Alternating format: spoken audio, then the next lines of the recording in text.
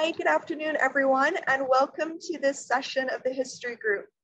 The Barbados Museum and Historical Society History Group meets regularly and is intended to provide a platform for researchers of areas relevant to Barbadian history, heritage, and culture to present their findings and other research. Before we get started, I would like to highlight that we're encouraging questions for this session.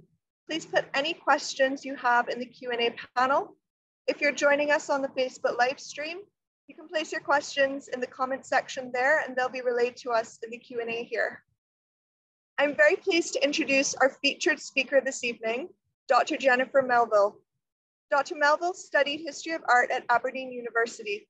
She completed a postgraduate master's in museum studies at Manchester University and was awarded a PhD from Edinburgh University in 2000. She worked for many years in the museum and art gallery sector before joining the National Trust Scotland in November 2013, first as head of curatorial archives and library services, and then as head of curatorial and conservation services. In her talk this evening, Dr. Melville, who is currently leading the National Trust of Scotland's project entitled Facing Our Past, gives an overview of how the project has set about addressing the Trust's links to historic enslavement. She highlights individual narratives and outlines how the Trust is currently organizing a series of creative interventions and community engagement activities and training staff so that addressing all of our histories, however complex and challenging, can be achieved and become an integral part of the visitor experience, whether actual or virtual. Looking forward, she explains how the Trust will expand the current remit to look at empire and colonialism more broadly, at both the impact expatriate Scots had on the countries they populated, and how, in turn, the cultures of far-flung places transform the heritage and cultural assets of Scotland. Welcome, Dr. Melville. Thank you very much, Natalie, and thank you to you and your colleagues, Kevin and Kay and Elena, and all of you at the Barbados Museum. You've made me feel so welcome and I've been so incredibly generous with your time. So I'm extremely grateful to you for that. I wanted to explain, first of all, because we have a very varied audience, I'm sure, in essence, what the National Trust for Scotland is, because just in the few days I've been in Barbados, I've realized that actually it's quite different from your own National Trust. I was speaking to an American audience last week, and the convener made me very aware that the word trust in America means something very different and can imply funding and banking and so on. And equally, there's confusion in the UK with the word national, in that it sometimes implies to people that we are state funded. We are, in fact, not state funded. We are a membership organisation.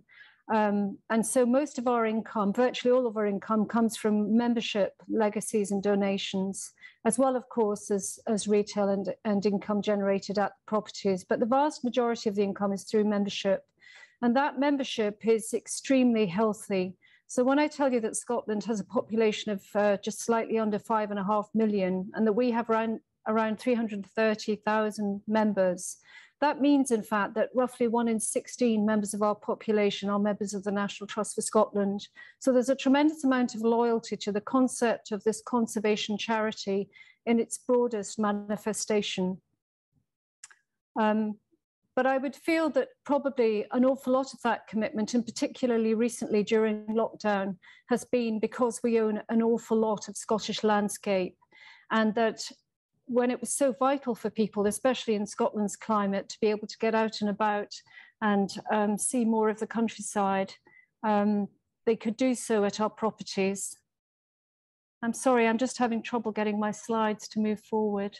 Not quite sure where that is.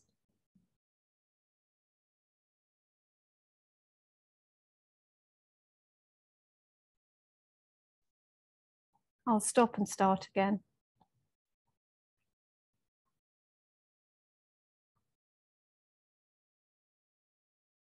There we go.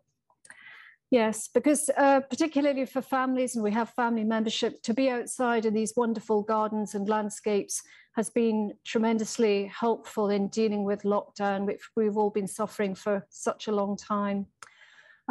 But looking as a curator, I suppose, and somebody from a museum and gallery background, my concern is with the inside of our properties. And I guess I was a bit concerned long before lockdown happened, about how we can encourage people to visit properties and revisit them so that we have those repeat visits. And again, with museums and galleries, you have the opportunity for changing displays, but by and large, historic houses are static and unchanging. And I think they can be much more than that.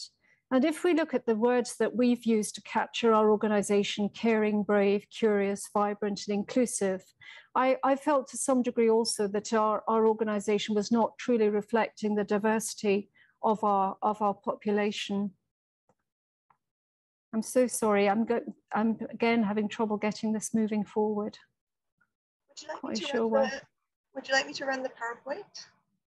I think it might be better if you did, to be honest. Sure. I'm going to stop mine, and I'll let you do it, Natalie, because I think you'll have more success. Okay, no worries.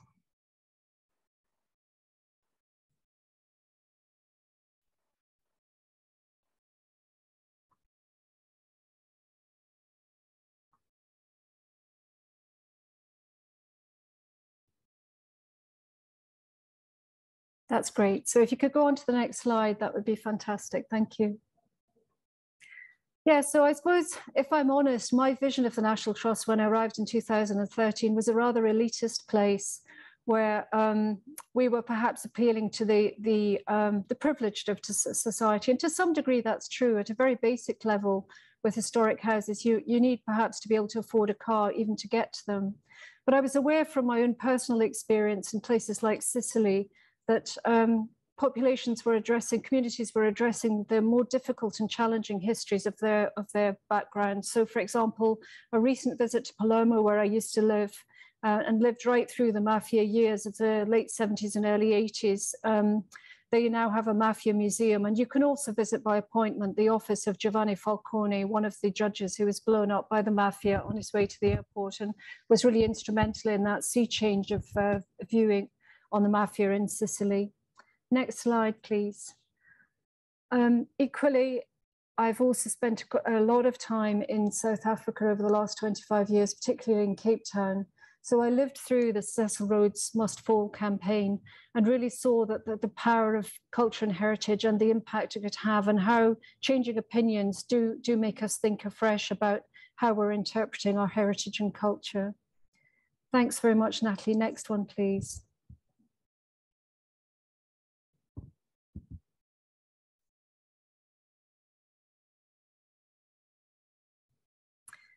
So in terms of the Facing Our Past project, we began just over a year ago in September 2020, right in the middle of lockdown, to begin a project. And by calling it a project, we never intended that it would be something that was just a one-off, but really the project is about embedding a philosophy within what we do from now on, about telling richer, more in-depth stories, telling the real truths, but the truths in their whole, the unpleasant and the pleasant. And moving away from a particularly Scottish interpretation of our properties, I suppose, towards something which looks at the Scots diaspora, the impact that the Scots had abroad. This is Glenfinnan Monument, and it will become crucial to the story a little bit later on, but it's marketed first and foremost as a Jacobite memorial. Thanks, Natalie.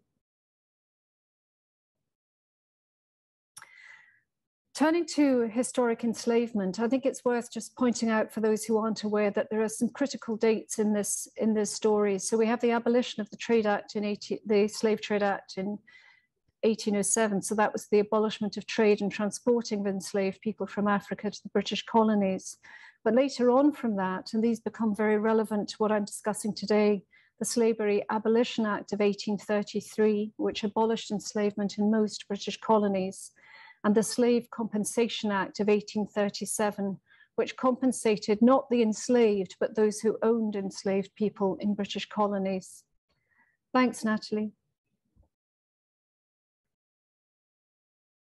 So if we remember that date, 1807, of the abolition of the slave trade, 200 years after that, the National Trust for Scotland did address its connections to historic enslavement by focusing on particular properties on the west coast of Scotland. And to be quite honest with you, I think most Scots thought up till 2015, roughly, that the connections with the historic enslavement were very much focused on the west coast of Scotland, the area around the city of Glasgow.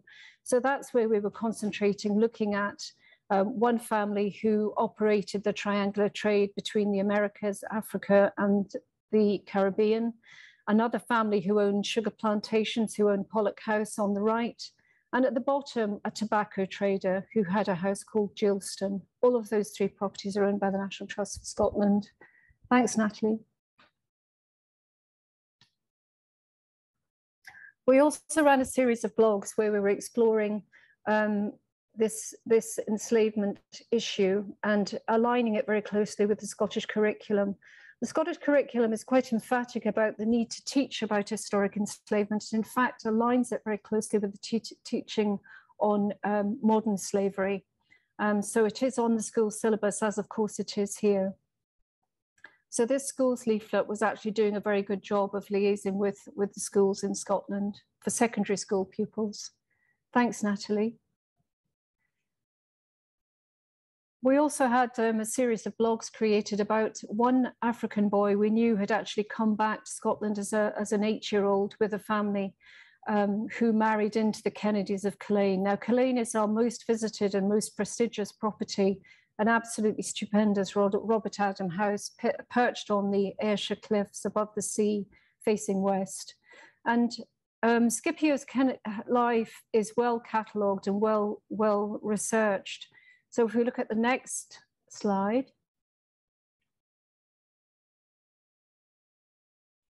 we can see Scipio's wonderful manumission document, actually signed by Scipio himself. And Scipio, we know, went on to marry a local girl, to have about 9 children, whose descendants are still in the area. And you can also visit his gravestone in the nearby village next to Culzean. So all of those stories had been dealt with very well, but what about the rest of the country? Next slide, please.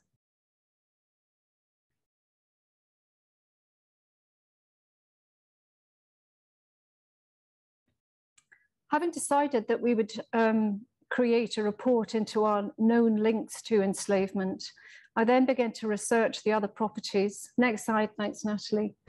And the great game changer there was really the report that was produced by the University College London when they examined those who'd been compensated. I mentioned the compensation of those who owned enslaved people.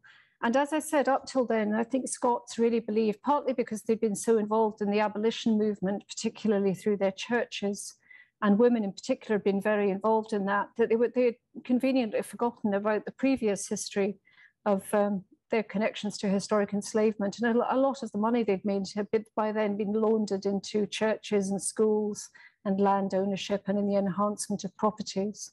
But with this amazing website, since 2015, which incidentally is the year in which the loans the government took out to pay this biggest payout the British government have ever made, the equivalent of £16 billion in today's money.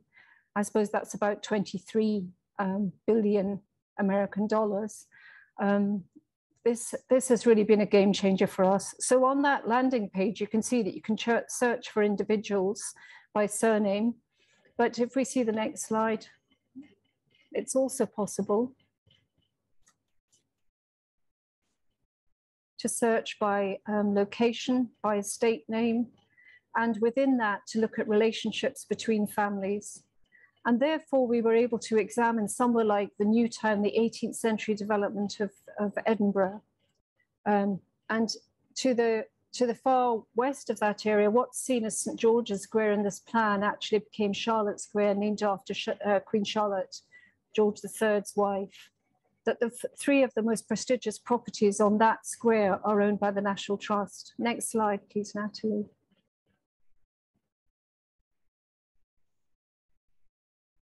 So there they are, this magnificent terraced row, again designed by the Adams, numbers 5, 6, and 7, Charlotte Square.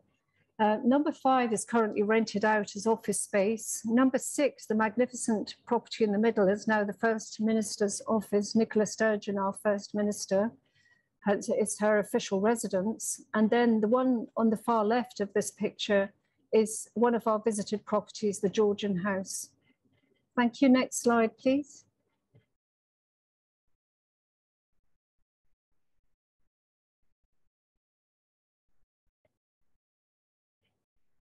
So by searching the records, we can actually get a list of those who were compensated and living in those houses. So we can see at number 6, that's Bute House.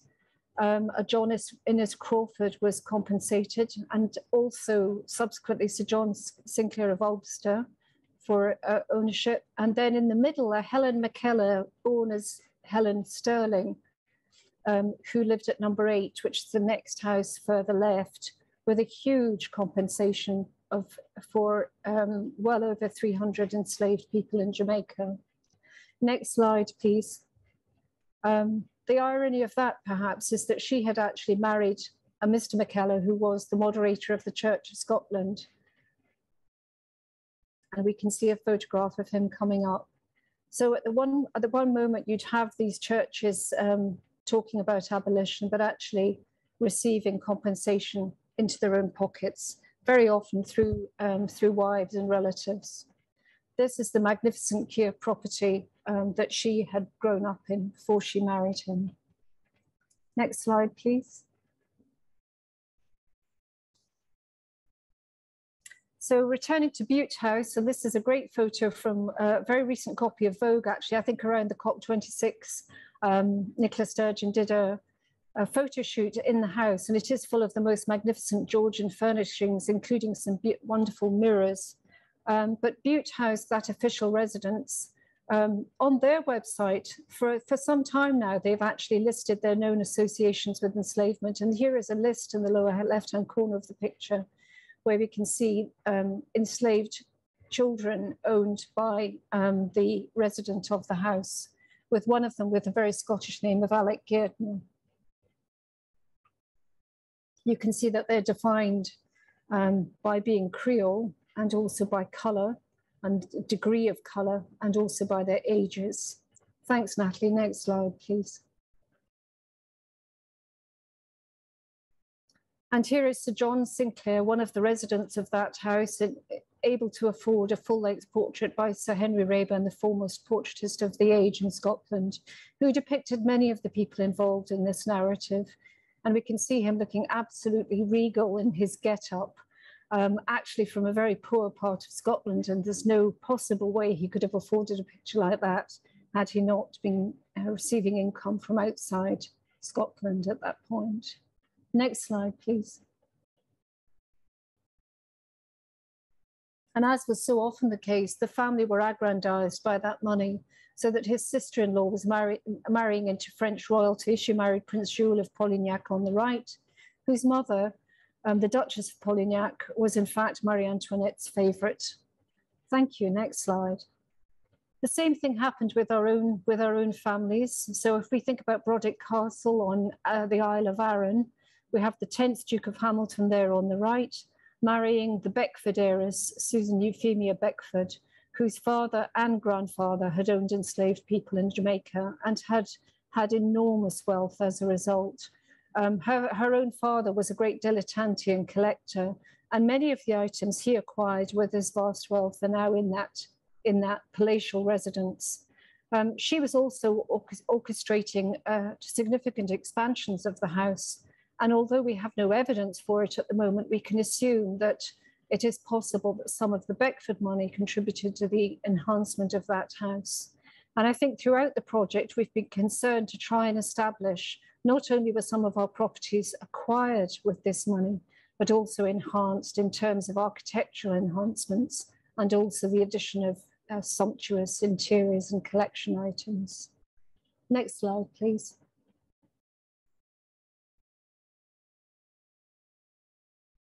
Even at our own Georgian House, where you will have seen on the list that a simple search of Charlotte Square didn't bring up number 7, but the owner, John Lamont, actually his son-in-law, it transpires, had received compensation for ownership of enslaved people. So the families were so closely knit that it was almost impossible, really, at every level of society, not to find some form of connection. If not in terms of actually ownership of enslaved people, perhaps through having lent money through mortgages, And then, of course, all the industries like herring and the production of linen, so that even working class people in Scotland were benefiting from this enslavement of people in these far-flung places. Thanks, Natalie. Next slide, please. So the question then arises, returning to the National Trust, how can we turn what are in fact rather static rooms, unchanging rooms, to bring alive these narratives? We, unlike the historic houses here in Barbados and the rest of the Caribbean and also in the United States, we didn't have evidence by and large of enslaved people actually ever having lived in these houses. With the very few exceptions, that wasn't the case. The servants in these houses tended to be Scottish people. But nevertheless, we want to bring these stories alive, and we think, how can we do that? If I could have the next slide, please. We're fortunate in the sense that the Georgian House is really a theatrical setting, in that most of the objects, although they are original to the 18th and early 19th century, they're not original to the house. So we feel a little bit freer in creating an immersive space there. And we did that several years ago, where we created an immersive theatrical intervention with professional actors called Enlightenment House, a play in 5 rooms, where Robert Adam, who designed the architecture for the new town, was speaking to a small audience, and actors were taking the roles of various characters in Enlightenment Edinburgh. So next slide, please, Natalie.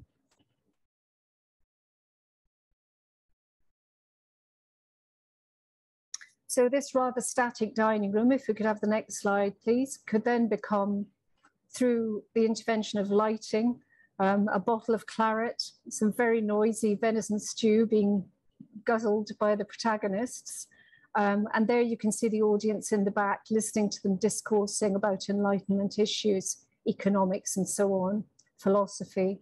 All of the things that we as Scots have also always patted ourselves on the back for having been so prominent in, but actually not addressing the very big issue of where all the money came from to make this life possible, to make the banking houses in Scotland so very profitable as they indeed became.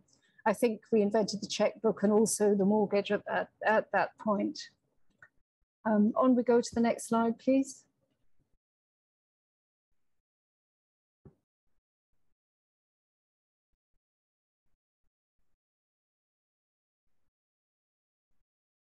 But yeah, and you can run on to the next one, that we have the cook here, a professional actress pretending to be the cook and talking about what a hard life it was below stairs, although relatively perhaps not such a hard life. But in the future, I think we could really begin to tell the narratives of people who'd actually come back from the Caribbean, particularly Malvina Wells, who's probably the best known, a woman of mixed race who was brought back from Carrickoo with her mistress and lived in Edinburgh for many, many years and was buried there. And her gravestone is now heralded on this website, Mapping Memorials to Women in Scotland. She had a very interesting life in Scotland, working as a domestic servant, but also at one point it looks like she was actually running her own boarding house. And no doubt would have walked past many times the front doors of the houses I showed you earlier. And there's no reason why we couldn't expand the narratives at the Georgian House to tell not only the story of that particular house, but all of the narratives of all of the people living in all of the many streets being built at that time. Thanks, Natalie.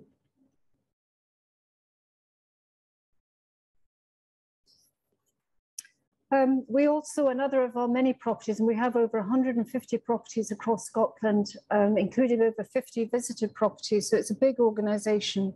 But one of the places we have and have had for many years is Robert Burns's Birthplace Museum. It's a large modern museum now, and we've used it to tell the very complex and challenging stories of Robert Burns, at once regarded as one of Scotland's greatest poets, obviously, but a man who had actually signed up to come and work in the Caribbean as a manager and probably managing enslaved people on a plantation. The only reason he didn't come was because he found fame and found that he had enough money. Also his woman of the time, because he had so many women, as we know, very complex guy, was expecting twins. But if we actually look at how much money he had the potential to earn, and I'm afraid I'm putting this into British terms, but his salary at the time in Britain would have been the equivalent of between about 14 and 17,000 pounds a year. And his potential to earn over here in the Caribbean would have been around 70,000. So it's an individual, it was a massive improvement to his fortunes. And it's worth remembering that he had come from a very impoverished family. He was desperately poor. And in fact, it's thought that his very poor diet throughout his life contributed to his early death. But of course, he didn't go. And then he penned the Slaves' Lament and became a great champion of the abolition movement, and has been remembered as such throughout many years subsequently. Next slide, please. So the Burns Museum has been a great attraction for many people who've championed this. Maya Angelou came just a few years ago, but long before that, Clark Gable, we see him here in this wonderful photograph of him walking from the Education Pavilion, which used to be the museum, towards the cottage. And of course, it was Clark Gable who was instrumental in really decolonizing the set of Gone with the Wind, and was president at the funeral of the Oscar winner, Hattie McDaniel, and was also aghast that she was made to sit separately at the Oscars, where she was the person who actually won the Oscar for that, her wonderful role in that movie. Next slide, please. Another very famous visitor was Cassius Clay in 1965, Muhammad Ali as he became. And again, of course, a wonderful photograph there of his adoring crowd around him. Thanks, Natalie. Next slide.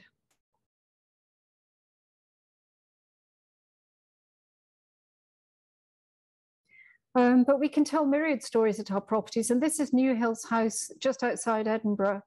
And in fact, the resident there, Lord Hills, was one of Scotland's foremost judges. Next slide. And he was one of the judges on the High Court case where they were asked to address the appeal of Joseph Knight, the enslaved person. But the Dalrymples of New Hills, Lord Hills's own family, were also related to another Scottish family, the Fergusons, who actually came from the west coast of Scotland. And the chap on the far upper left here, Alex Renton, who is a journalist and campaigner, has recently published a marvelous book on the history of his own family called Blood Legacy. And drawing on the original archives from the family, the first part of the book opens with the ancestor Adam Ferguson sending his younger brother, and it was generally younger brothers, James Ferguson, to run a plantation in Jamaica. And it's a very tough read and extremely honest. And Alex now is doing many in conversations across Scotland, across the whole of Britain, actually explaining the philosophy of the work and how he then brings the story completely up to date about where do we go from here as Scottish people? How do we own up to this? How do we apologise? How do we make amends? And all of the income that he's making from this book is going to Jamaican charities. So in his own way, he's making a very public statement that he's owning up to what happened and making it public. And he's been right behind our own project, so enabling us to do absolutely the same.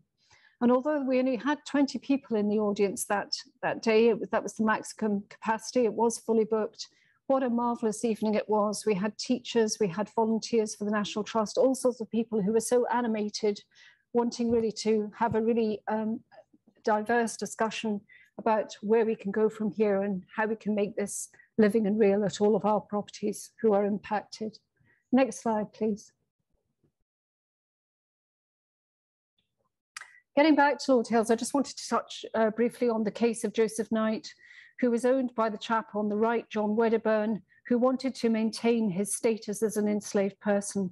And that was ruled against, and Lord Hills was one of the prominent judges who deemed that it was inhumane to enslave people, actually either in Scotland or anywhere else, although it was really only in Scotland at that point in the 18th century where they were able to uphold that.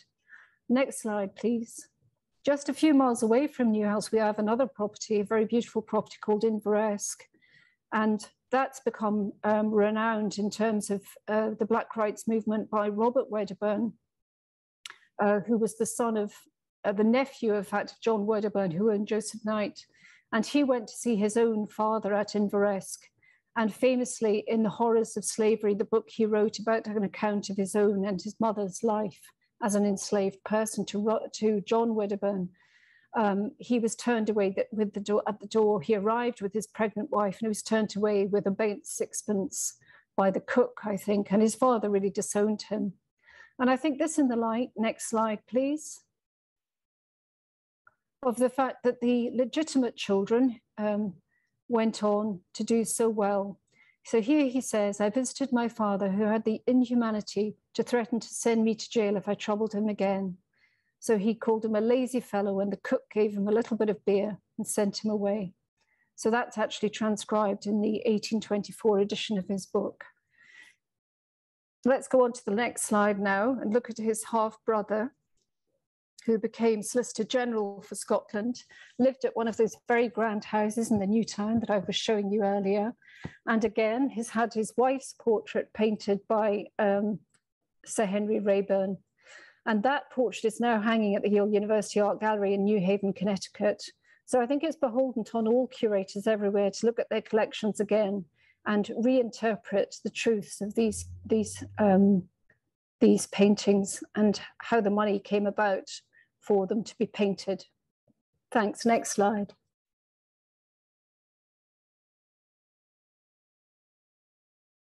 Another very important protagonist for us is Sir James Leath. We own a property called Leath Hall, and I initially became interested in it because I was aware of a subsequent generation having been involved in the siege of Lucknow and seizing lots of items from India during the first Indian War of Independence.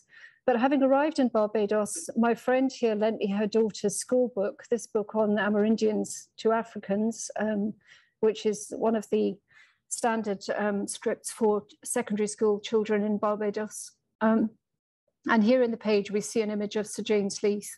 The significance of Sir James Leath is that he was briefly governor of Barbados, but in a very significant year, in the year 1816, when the big rising, the big rebellion attempted to free the enslaved people in Barbados and was brutally quashed. Now, although Sir James Leath was absent at the time of the rebellion, attempted rebellion, he subsequently justified the barbaric brutality that was imposed on the people and how those caught were paraded around and executed in public as a warning to others to ensure that that didn't happen again. And those narratives have been elucidated on various links that we have. So we're going to post the links to various narratives that we have later on. Next slide, please, Natalie. But I think it's been very important for me to broaden out those stories so that we're not the only people telling these narratives, but we're seeking the expertise of others to do so. I'll explain that in a little while. Earlier I mentioned the linen industry, and there's a region in Scotland called Angus, which was particularly prominent in growing flax and producing coarse linen, which was exported. And we've recently brought together two of our collections. One is this magnificent Adam House of Dun, it's called. Next slide, with the Angus Folk Collection, which includes in it a linen loom and evidence such as this about all the cottages, where people were doing individual weaving of linen and producing vast quantities of linen, which was, next slide please, then exported to the Caribbean and the Americas, and was the staple clothing, coarse linen handed out for people to wear whilst they were working in the cotton fields and on the sugar plantations. Next slide, please. So I suppose this is debunking the myth that many Scots held that only the elite, the very, very wealthy were involved or profited from this. But one interesting angle on this in terms of the Angus Folk Collection is that experts in the area, and it's certainly not me, but they have told and explained to me how these collections of folk materials and vernacular furniture were gathered in Scotland by rather imperious, well-to-do ladies.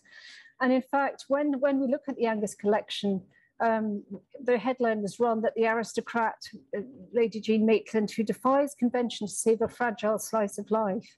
That's certainly true. But I think questions have also been raised about how much pressure was put on the poor people who owned this amazing collection. And funnily enough, when I arrived here, I was reading about antique dealers in Barbados exchanging heritage furniture here for new formica tables with impoverished people. So again, many stories that parallel in both countries we can see again and again. And again, that rather imperious behavior of people assuming a right to take things. Next slide, please.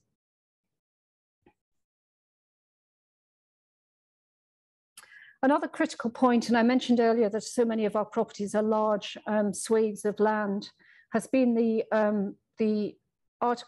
big report that was commissioned in November 2020 by two academics in Scotland, Drs. Ian McKinnon and Andrew McKillop, who actually did a fantastic job of actually cataloguing land ownership in Scotland and how money from the Caribbean helped support and fund the acquisition of huge swathes of land. And one person who was particularly involved with that was Francis Mackenzie on the left, first Baron Seaforth, who owned a large estate in northwest Scotland called Balmacara, and we'll come to that in a little while. But Andrew and Ian were extremely generous with their research, and that has formed a large part of my own report. Next slide, please. So when we look at our land ownership and the vast swathes of land, I think we need to look at how we interpret it. So a classic example is the Glenfinnan Monument, which is one of the most iconic views in Scotland. When first built, it was built as a memorial to the Jacobite defeat, the Jacobite rebellion. Subsequently, it became a mecca for anyone who'd seen any of the Harry Potter films, because of course that viaduct in the foreground is carrying the train that takes Harry Potter to his Hogwarts school. So it's overrun with tourists. It's really to the point where it's not really coping, and we're looking at redesigning the visitor centre there, which does a valiant job, but it's extremely difficult to manage the numbers of people. But it's equally important, I think, to tell the narratives that the funding for the memorial and indeed the land it sits on came from the Caribbean. So that's something we will be ensuring we do in the future. Next slide. I mentioned the abolition movement earlier, and it's important to mention also that we do have narratives relating to abolition. This is Lord and Lady Aberdeen, who were the most remarkable couple, extremely religious. So when they went on their honeymoon, they went to Egypt and their Holy Land. And in the process, when they were sailing up the Nile or down the Nile, they freed 4 enslaved boys and stayed in touch with them throughout their rather short lives, actually. By that point, the 1870s, of course, throughout the British Empire, enslavement had been abolished, but it was still possible in Egypt to have enslaved people. So they did the very best they could in that situation. Next slide.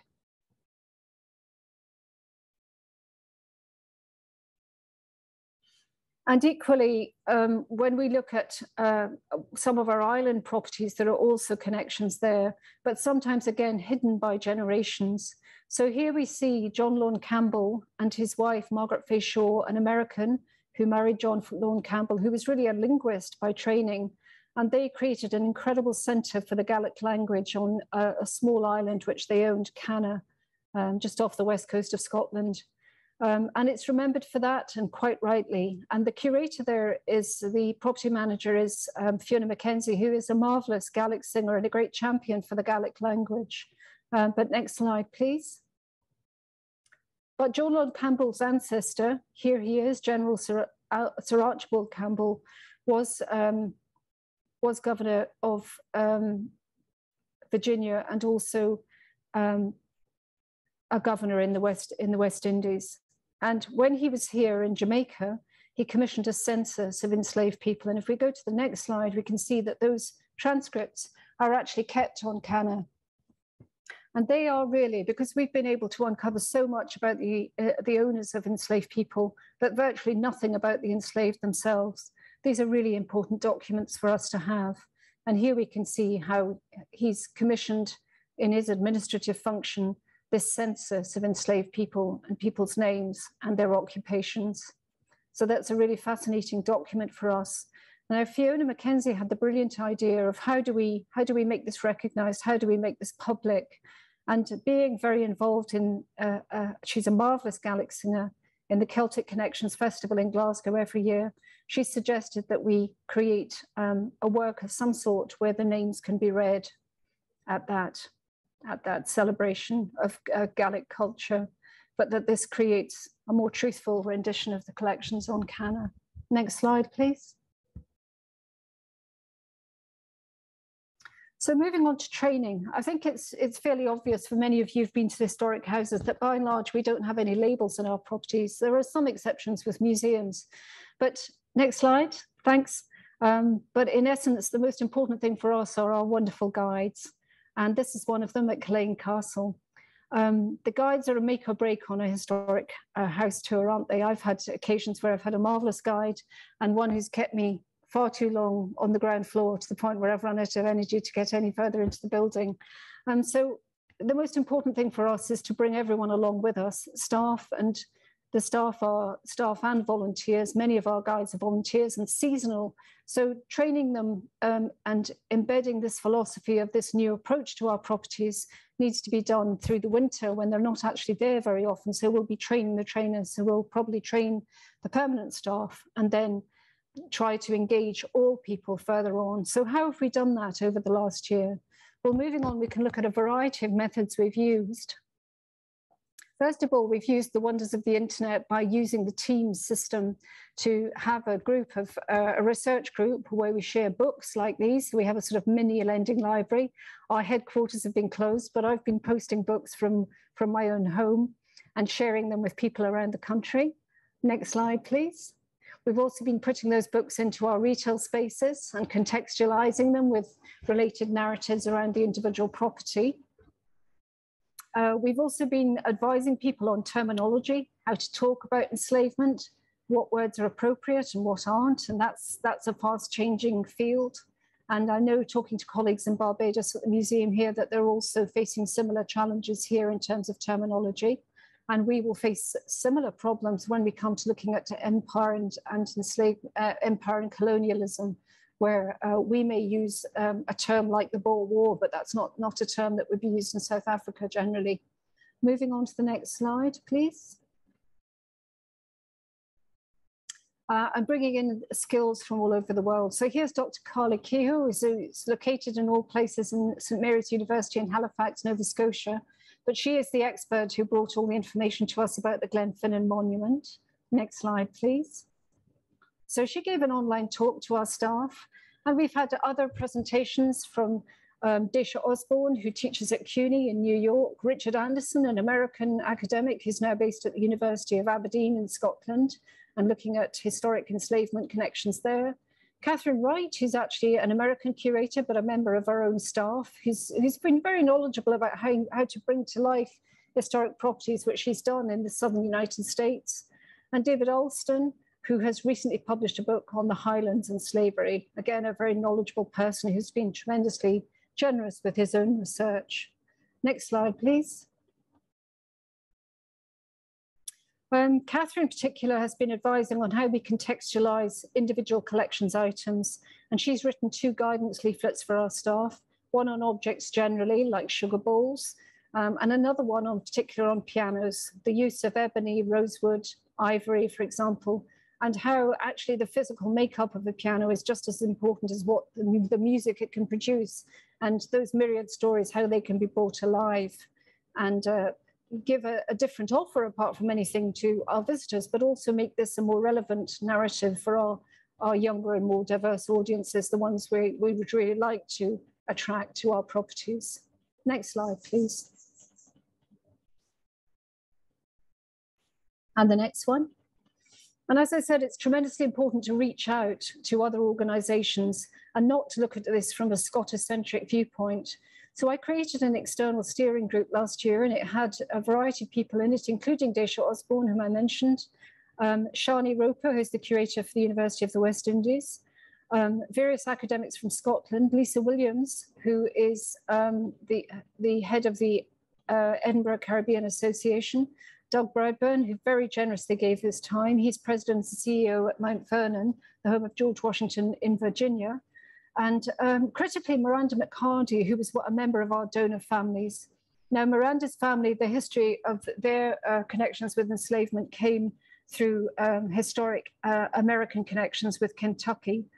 But the the husband, the Scottish husband who married the American, had also seen active service in New Zealand and Tasmania in the 19th century. And again, that history in his family had been told in rather jingoistic and patriotic terms, without actually owning up really to the awful things that happened to people in those countries. So again, those are the sort of narratives that we want to highlight. Next slide, please.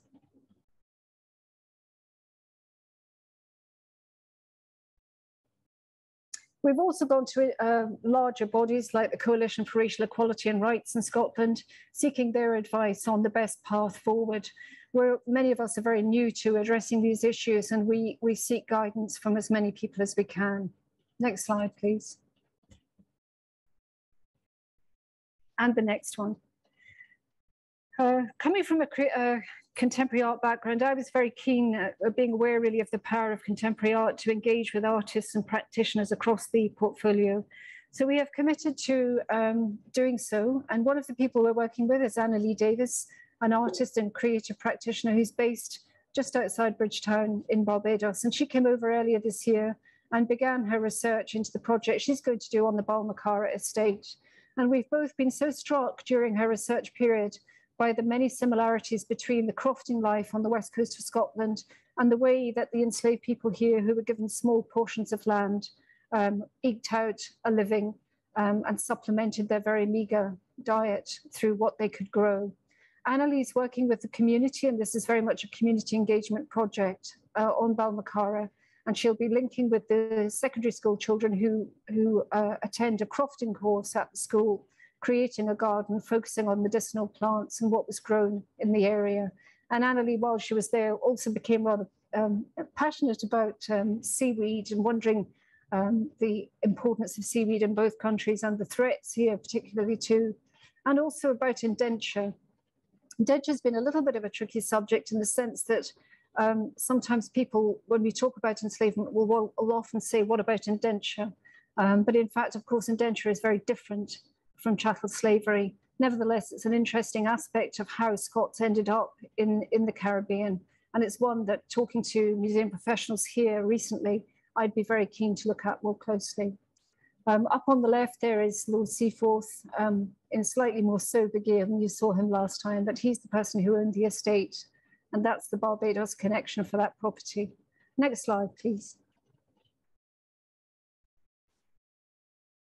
We're also working at Pollock House in the city of Glasgow, in the south side of Glasgow, which has an extremely mixed conurbation and a large Asian population we're failing to reach at the moment. Again, they love the outside and the gardens and property estate outside the building, but very few of them come into this rather imposing house.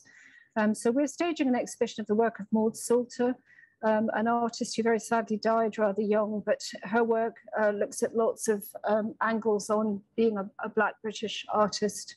And we're very excited about showing this celebration. She's really grown in stature since her death.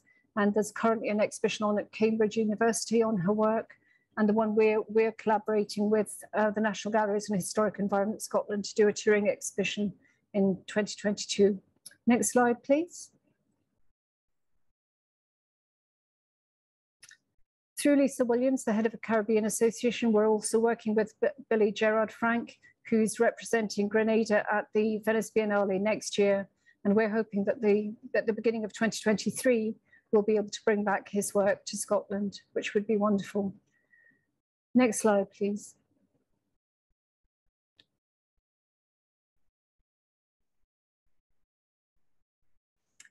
Quickly running through this, if you just run through these, Natalie, because I realise we're getting a bit short of time, you can just run through the next four, but just to say that we're doing lots of community engagement projects, looking at Caribbean culture, and Lisa's going to be focusing on music and rum making, all sorts of